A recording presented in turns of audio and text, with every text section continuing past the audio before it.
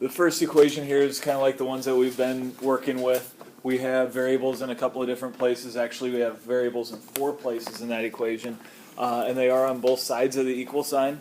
So after we circle a variable and draw the line, what are we going to need to do? All right, so we're going to start by distributing. That'll get rid of the parentheses for us. And then once we do that, it'll allow us to start combining things. So when we distribute on the left side, we're going to distribute that 4. 4 times a is 4a, and 4 times negative 3 is negative 12. We'll bring down that plus a on the left. And then on the right side, we'll distribute the 2. 2 times 4 is 8, and 2 times negative a is negative 2a, right? So that's really a negative 1a, so 2 times negative 1 is negative 2, so it's going to be negative 2a. And then we need to bring down our 3a, and what else do we need there to finish that up? Equal sign and a plus between the 3a and the 8. So since that 8 is not the first term, it needs to have either a plus or minus in front of it. It's positive, so we'll put a plus there. All right, after we distribute, what do we do next?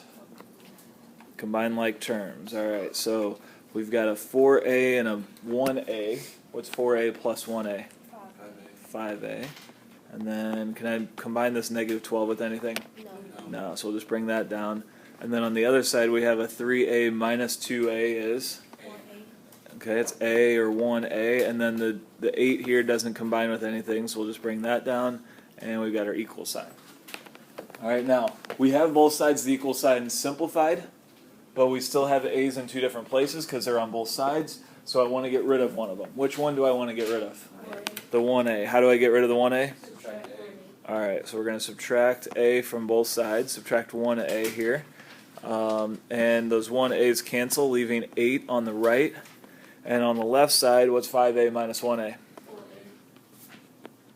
And then we've got our minus 12. And now we just solve like we normally do, right?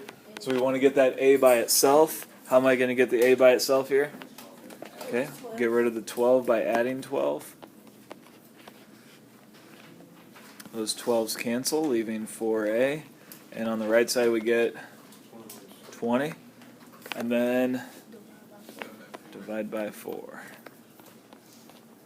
So those 4's cancel on the left, leaving a, and on the right side, 20 divided by 4 is 5. In this one here, we don't need to solve the equation. All right, we've already solved it. We've given you a solution. We just want to check to see if that solution is correct. So what am I going to do to see if t equals 1 is a correct solution for this equation? Yeah, exactly. We're going to plug it in. So we're going to take this 1 here, and we're going to put it in anywhere we see a t in this equation. All right, so we're going to rewrite the equation exactly like it is, but we're going to put 1s anywhere there's a t. So I get a 1 there. Now I'm going to put the 1 in parentheses. Anytime I'm substituting, which is the same thing as plugging it in, I'm going to put parentheses around the number I plug in so that we don't have any confusion with multiplication or exponents or anything like that. Then we've got our plus 3 times 1 minus 4 equals 0. All right, now what do I do? So the next thing we need to do is we need to simplify each side of the equation. So we're going to simplify the left side, we're going to simplify the right side, and to do that we're going to use order of operations. All right, so I'm going to keep those 2 sides separate from each other. I don't need to do anything with both sides at the same time. So I'm going to draw this line here to keep that split up. So on the left side, using order of operations, what am I going to do first? Am I going to do the exponent, the addition, the multiplication, or the subtraction? Order of operations. You guys remember order of operations? We do parentheses first, then exponents, then multiplication and division, then addition and subtraction. So in this problem here, what do we do first? Okay, do we have anything inside of parentheses that can simplify? We don't need to do parentheses because there's nothing in parentheses to simplify, so what do we do next? Exponent, right? So we have an exponent here. What is 1 to the second power? 1 times 1. That's 1, right? Okay, so we're going to rewrite that. 1 squared is 1, and then I'm going to just bring everything else down. All right, now what's the next thing I'm going to do to simplify? 3 times 4. Okay, we're going to do the multiplication next. So we have 3 times 1 is 3. So we multiply that out, and we get 1 plus 3 minus 4. And then what's the next thing we do? There's no division, so we add and subtract now, right? Remember, addition and subtraction we do at the same time.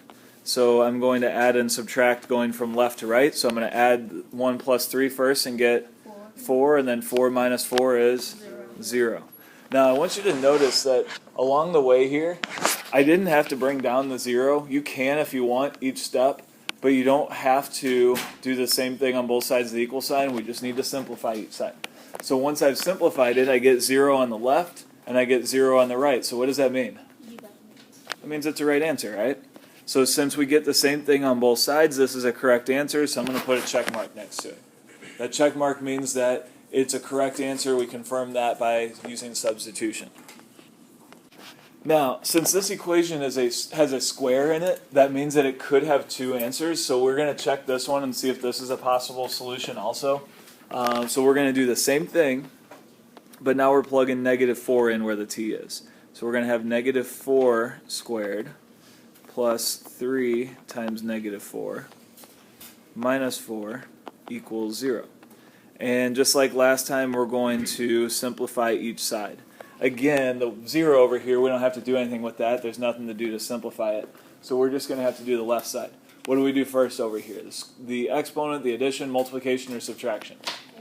Exponent, right? So we do the exponent. Negative 4 squared is negative 4 times negative 4, which is 16. So we get 16 plus 3 times negative 4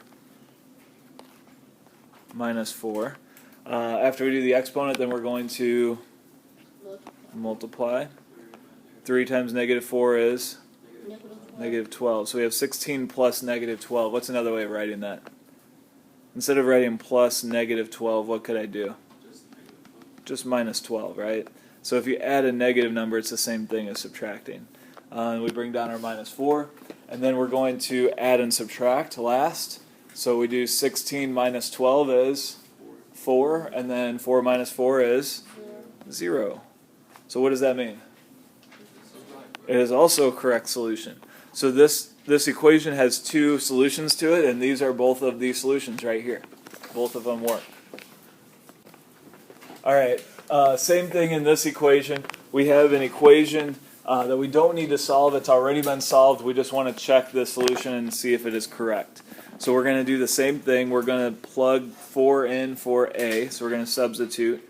So we have 3 times 3 times 4 minus 1 plus 4 equals 46.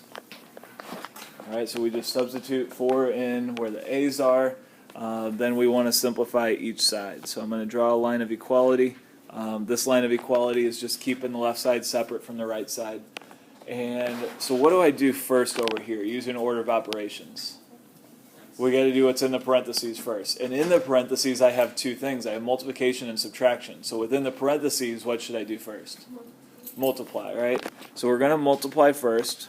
3 times 4 gives us 12. So we have 3 times 12 minus 1 plus 4. So everything else came down. I just simplified the 3 times 4. And now we still have that 12 minus 1 in parentheses and get, what is 12 minus 1? 11. So we have 3 times 11 plus 4. And 3 times 11 is 33. So we're going to multiply that out. We get 33 plus 4.